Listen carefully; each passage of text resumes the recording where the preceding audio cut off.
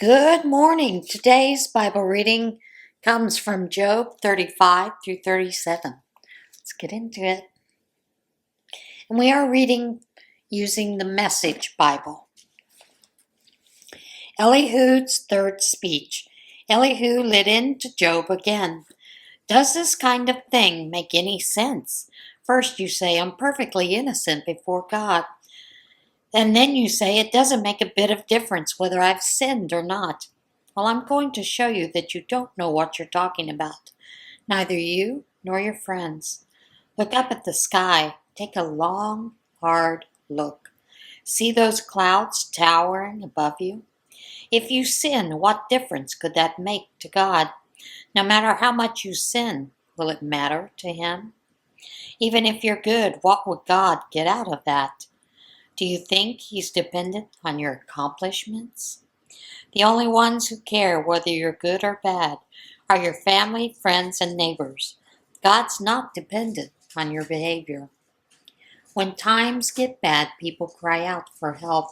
They cry for relief from being kicked around, but never give God a thought when things go well.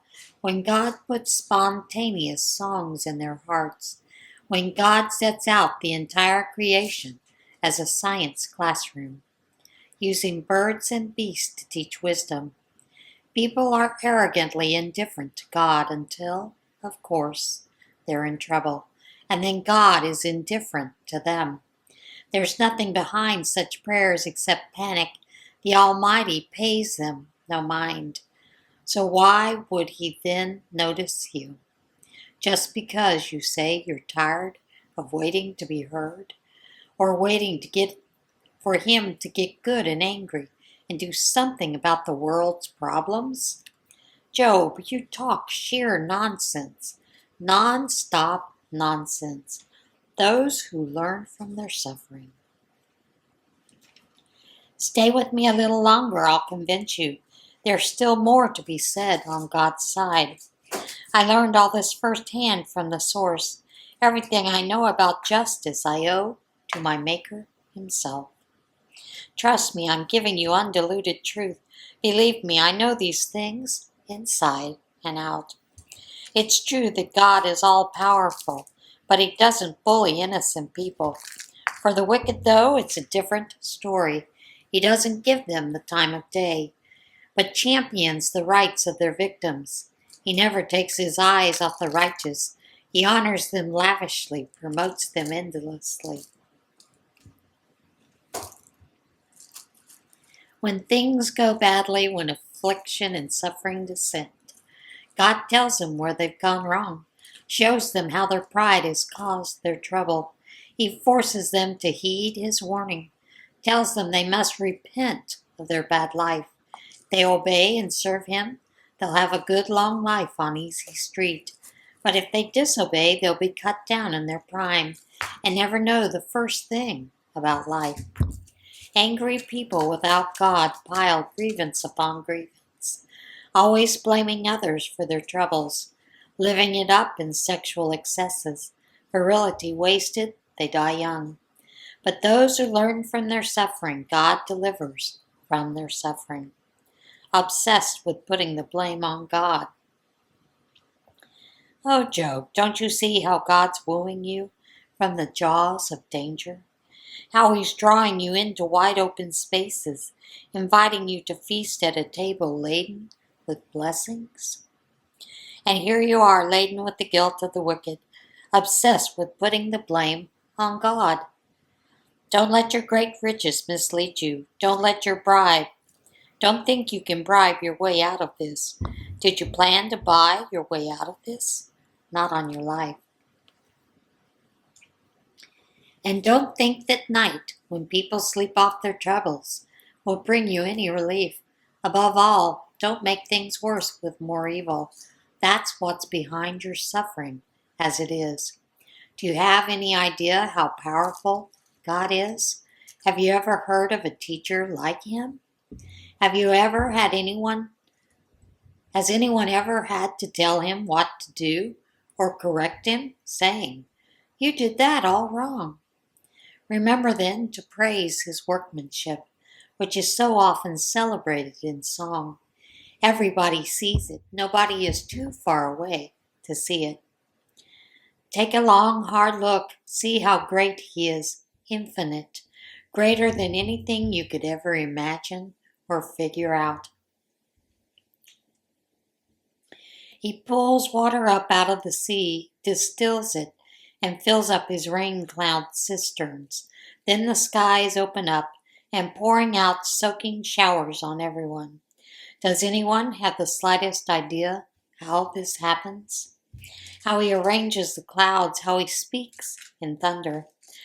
Just look at that lightning, his sky-filling light show, illumining the dark depths of the sea. These are the symbols of his sovereignty, his generosity, his loving care. He hurls arrows of light, taking sure and accurate aim. The high God roars in the thunder, angry against evil. Whenever this happens, my heart stops. I'm stunned. I can't catch my breath. Listen to it. Listen to his thunder. The rolling, rumbling thunder of his voice.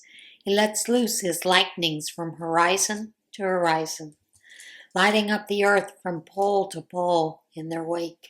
The thunder echoes his voice, powerful and majestic. He lets out all the stops. He holds nothing back. No one can mistake that voice. His word thundering so wondrously, his mighty acts staggering our understanding. He orders the snow, blanket the earth,